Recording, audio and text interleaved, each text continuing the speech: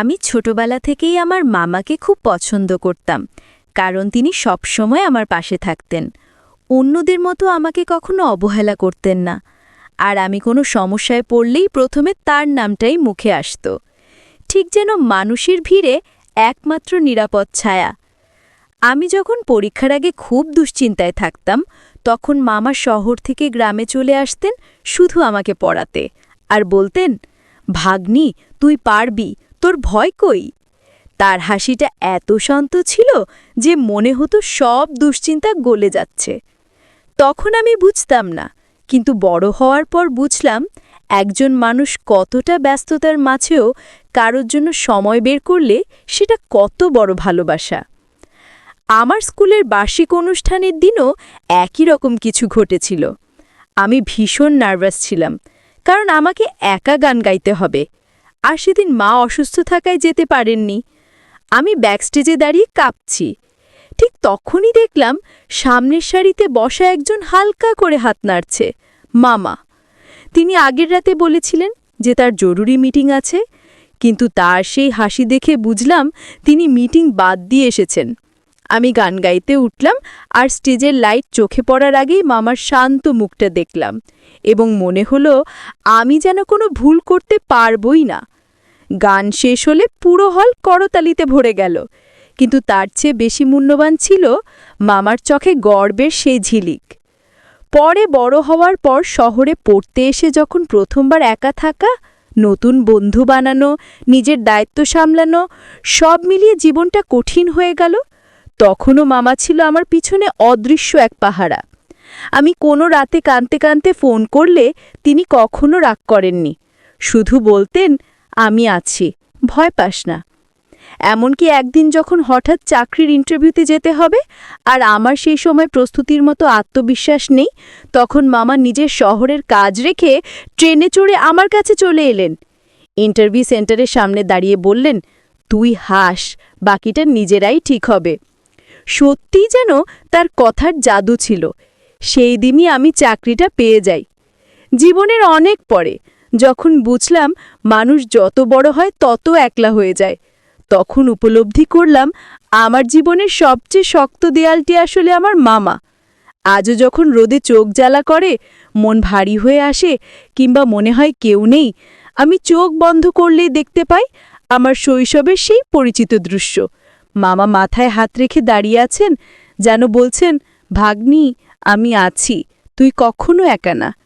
আর এই একটাই মানুষ আমাকে বারবার মনে করিয়ে দেয়, পরিবার মানে শুধু রক্তের সম্পর্ক নয়, পরিবার মানে সেই মানুষ যে কখনো তোমাকে পড়ে যেতে দেয় না। আমার জীবনটা তখন একটু একটু করে বদলে যাচ্ছিল, কারণ চাকরি পাওয়ার পর শহরে আমার ব্যস্ততা বেড়ে গেছে। কিন্তু এর মাঝেও মামার উপস্থিতি যেন আগের মতোই অটুট রয়ে গেছে। শুধু এখন তিনি আর আমাকে বাচ্চা মনে করেন না, বরং একজন বড় মানুষ হিসেবে সম্মান দিয়ে কথা বলেন। আর এতে আমি আরও বেশি বুঝতে পারি তিনি আমাকে কতটা গুরুত্ব দেন। একদিন অফিস থেকে ফেরার পথে প্রচণ্ড বৃষ্টি শুরু হলো, আর আমার বাসার কাছে এসে বুঝলাম রাস্তাটা পুরো জলমগ্ন। আমি ছাতা নিলেও ভিজে গিয়েছিলাম। মনটা অদ্ভুতভাবে খারাপ হয়ে গেল। ঠিক তখনই ফোন বেজে উঠল মামা।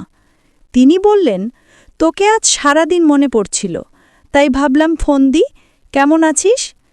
তার শান্ত স্বর শুনে আমার চোখ ভিজে গেল, কিন্তু আমি হাসি চাপিয়ে বললাম, ভালো আছি। কিন্তু মামা যেন সব বুঝে ফেললেন। বললেন, তুই কাঁদছিস? বল।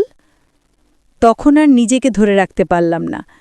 আমি একটানা বলে গেলাম, কিভাবে অফিসের চাপ, একা থাকা আর নিজের প্রতি সন্দেহ আমাকে ক্লান্ত করে দিচ্ছে। মামা খুব ধীরে ধীরে বললেন, শোন, জীবন যত কঠিন হবে তত তোর শক্তি বাড়বে, কিন্তু মনে রাখিস তুই একা লড়ছিস না, আমি আছি। সেই রাতে আমি ঘুমোতে পারছিলাম না। হঠাৎ উইন্ডোর কাছে গিয়ে দেখি রাস্তার নিচে কেউ ছাতা হাতে দাঁড়িয়ে আছে। আলো কম হলেও চেহারাটা চিনে নিতে 1 সেকেন্ডই লাগল। মামা। আমি দ্রুত নিচে নেমে গেলাম। ভিজে কাপড়ে দাঁড়িয়ে মামা হেসে বললেন, ভাবলাম তোকে একটু দেখে যাই, মনটা শান্ত হয়। আমি অবাক হয়ে জিজ্ঞেস করলাম, এই সময় এখানে এলেন কিভাবে? তিনি বললেন, ভাগ্নিকে মন খারাপ অবস্থায় রেখে থাকতে ইচ্ছে করল না। আমি তাকে বাসায় নিয়ে এলাম। মামা গরম চা খেলেন আর চারপাশ দেখে বললেন, তুই সব কিছু নিজে সামলাচ্ছিস, তুই বড় হয়ে গেছিস। তার সেই গর্ব মেশানো কথাটা আমার হৃদয়ে একটা আলো জ্বালিয়ে দিল। আমরা অনেকক্ষণ কথা বললাম। তিনি আমার অফিস, আমার স্বপ্ন, আমার ভয় সব কিছুর কথা শুনলেন খুব মনোযোগ দিয়ে। চলে যাওয়ার আগে তিনি আমার মাথায় হাত রেখে বললেন, মনে রাখবি, যখনই মনে হবে পৃথিবী তোর বিপক্ষে, তখন ভাববি আমি তোর পাশে দাঁড়িয়ে আছি। সেই দিনটা আমার জন্য জীবনের মোড় ঘোরানো মুহূর্ত ছিল, কারণ প্রথমবার অনুভব করলাম যাকে আমরা আশ্রয় বলে ভাবি সে আসলে আমাদের ভিতরের শক্তিটাই জাগিয়ে তোলে। আর আমার সেই শক্তির নাম আমার মামা। এরপর থেকে আমি আর কখনো ভাবিনি আমি একা। আমি জানতাম দূরত্ব যতই হোক, মাইলের পর মাইল থাকুক, আমার জীবনের প্রতিটি অন্ধকারের শেষ মাথায় একটি মানুষ সব সময় লণ্ঠন হয়ে দাঁড়িয়ে থাকবে, আমার সেই চিরচেনা ছায়া। মামা সেই রাতে যাওয়ার পর আমার ভেতরটা যেন নতুন করে জেগে উঠল। আমি বুঝলাম যে জীবনে কিছু মানুষ থাকে যাদের উপস্থিতি দূর থেকেও হৃদয়কে শক্ত করে রাখে, আর মামা ঠিক তেমনই একজন। কিন্তু জীবনের সব দিন যে শান্ত থাকে তা তো হয় না। কয়েক মাস পর অফিসে আমাকে হঠাৎই একটি বড় প্রজেক্টের দায়িত্ব দেওয়া হলো, যেখানে আমি টিম লিডার। আর এই দায়িত্বটা আমার জন্য যেমন আনন্দের, তেমনি ভীষণ ভয়েরও ছিল, কারণ সামান্য একটা ভুলই পুরো টিমের ক্ষতি করতে পারে। এই চাপের মধ্যে ধীরে ধীরে আমি ক্লান্ত হয়ে পড়তে লাগলাম। রাত জেগে কাজ, সকালের মিটিং, মানসিক স্ট্রেস সব মিলিয়ে নিজেকে কেমন হারিয়ে ফেলছিলাম। একদিন মিটিং শেষে বের হতে না হতেই মাথা ঘুরে গেল, চোখ ঝাপসা হয়ে এলো এবং আমি দেয়ালে ভর দিয়ে দাঁড়ালাম। সহকর্মীরা পানি এনে দিলেও আমি ঠিক হচ্ছিলাম না।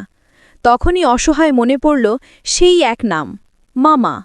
আমি কাপা কণ্ঠে ফোন করলাম। তিনি শুধু বললেন, অপেক্ষা কর, আমি আসছি। আমি বুঝতে পারলাম না তিনি কি করে এত তাড়াতাড়ি আসবেন, কারণ তিনি তো অন্য জেলায়। কিন্তু আধা ঘন্টার মধ্যেই দেখলাম আমার সামনে দাঁড়িয়ে, শ্বাসকষ্টে হাঁপাচ্ছেন, যেন দৌড়ে এসেছেন। আমি অবাক হয়ে জিজ্ঞেস করলাম, আপনি এত তাড়াতাড়ি এখানে এলেন কিভাবে?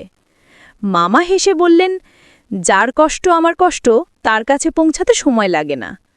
তিনি আমার হাত ধরে বসালেন, পানি খাওয়ালেন, অফিস থেকে আমাকে ছুটি নিয়ে বাসায় নিয়ে গেলেন। বাড়িতে পৌঁছানোর পর তিনি জানালা খুলে বললেন, দেখ, বাইরে আকাশও অন্ধকার, কিন্তু সকালটা উজ্জ্বলই হবে, ঠিক তোর মতো। আমি মুচকি হেসে বললাম, কিন্তু মাঝে মাঝে মনে হয় আমি যথেষ্ট নই, সবাই আমার উপর রাগ করে।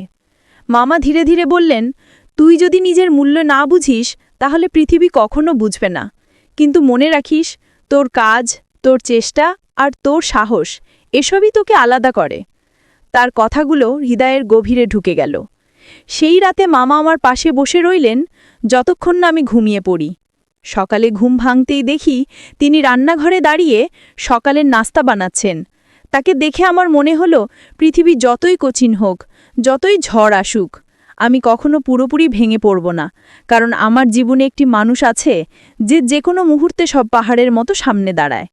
সেই দিন থেকে আমি বুঝলাম, জীবনের সব সাহস আমার নিজের নয়, কিছু সাহস আসে সেই মানুষদের কাছ থেকে যারা নিঃশব্দে আমাদের রক্ষা করে। আর আমার জন্য সেই মানুষটির নাম আমার মামা, আমার সবচেয়ে বড় শক্তি, আমার আকাশের সবচেয়ে উজ্জ্বল তারা।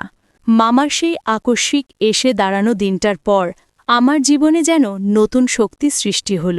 কিন্তু ভাগ্যের খেলা কখনো স্থির নয়। কিছুদিন পর অফিসে বড় ধরনের পরিবর্তন এলো। আমাকে অন্য শাখায় ট্রান্সফার করা হলো, আর সেই শাখা ছিল শহরের একদম দূরের দিকে, যেখানে প্রতিদিন যাতায়াত করা কষ্টকর। কিন্তু সবচেয়ে বড় বিষয় হলো আমি মামার কাছে থেকেও যেন আরও দূরে সরে যাচ্ছিলাম, কারণ আগে যতটা সময় কথা বলা বা দেখা সম্ভব ছিল, এখন সেটা আর করা যাচ্ছিল না। প্রথম প্রথম ভালোই লাগছিল, নতুন পরিবেশ, নতুন মানুষ, কিন্তু ধীরে ধীরে দায়িত্ব, ক্লান্তি আর একাকিত্ব আমাকে আবার গ্রাস করতে শুরু করল। একদিন রাত 10টার দিকে অফিস শেষ করে বের হওয়ার সময় দেখি বাইরে তুমুল ঝড়, সব রাস্তা প্রায় ফাঁকা, আর আমার ভেতরে অদ্ভুত ভয় কাজ করছিল। আমি বাসস্টপে দাঁড়িয়ে ফোনে নেটওয়ার্ক খুঁজছি। হঠাৎ মনে হলো কেউ যেন আমার নাম ধরে ডাকল। আমি ফিরে দেখি ঝড়ের মধ্যেই ছাতা হাতে দাঁড়িয়ে আছে মামা। মুহূর্তে আমার চোখ বিস্ময়ে বড় হয়ে গেল। আমি বললাম, আপনি এখানে? আপনি জানলেন কিভাবে? মামা বললেন, তোর কণ্ঠ গতকাল খুব ক্লান্ত লাগছিল, তাই আজ সারাদিন মন অশান্ত ছিল। মনে হচ্ছিল তোকে দেখতে হবে। আমি চুপ করে গেলাম, কারণ তার চোখে আমি এমন এক উদ্বেগ দেখলাম যেটা আর কারো চোখে কখনো দেখিনি। তিনি আমাকে ছাতার ভেতর টেনে নিলেন, নিজের গায়ে ভিজতে দিলেন আর বললেন, চল তোকে বাড়ি পৌঁছে দিই। পথটা ছিল অন্ধকার, ছায়া আর বাতাসে ভরা, কিন্তু মামা পাশে থাকায় মনে হচ্ছিল চারপাশের ঝড় যেন থেমে গেছে। বাসায় পৌঁছানোর পর তিনি বললেন, ভাগ্নি, তুই যত বড়ই হ, যত দূরেই যাস, আমি তোকে কখনো একা থাকতে দেব না। আমি অসহায় গলায় বললাম, সবসময় তো আর আপনাকে পাশে পাবো না মামা। তিনি গভীর শ্বাস নিয়ে বললেন, হয়তো শারীরিকভাবে না, কিন্তু যেখানে তুই যাবি তোর সাহসের ভিতরে আমি থাকব। তার কথাটা শুনে আমার বুকটা এত ভরে গেল যে মনে হলো সমস্ত কষ্ট যেন গলে যাচ্ছে। আমরা বসে অনেকক্ষণ কথা বললাম, আর তিনি আমাকে বোঝালেন যে জীবনে সাফল্য মানে শুধু কাজ নয়, মানুষের পাশে থাকা, ভালোবাসাকে ধারণ করা আর নিজের ভেতরের বিশ্বাসকে জাগিয়ে রাখা।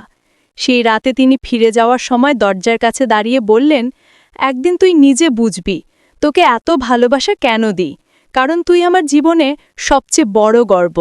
আমি জানতাম না আমি কি বলবো, শুধু মাথা নিচু করে হাসলাম, কারণ চোখে পানি চলে এসেছিল। সেই মুহূর্তে বুঝলাম, পৃথিবীতে যদি নিঃস্বার্থ ভালোবাসা বলে কিছু থাকে, তবে সেটা মায়ের মতোই আরেক রূপ, মামার ভালোবাসা। তিনি চলে যাওয়ার পর জানালার পাশে দাঁড়িয়ে দেখলাম ঝড় থেমে গেছে, আকাশ পরিষ্কার, আর আমি অনুভব করলাম আমার জীবনের ঝড়ও থামার পথে। কারণ আমার জীবনে এমন একজন আছে যে অন্ধকারের মধ্যে থেকেও আমার জন্য আলো হয়ে দাঁড়ায়, আমার মামা।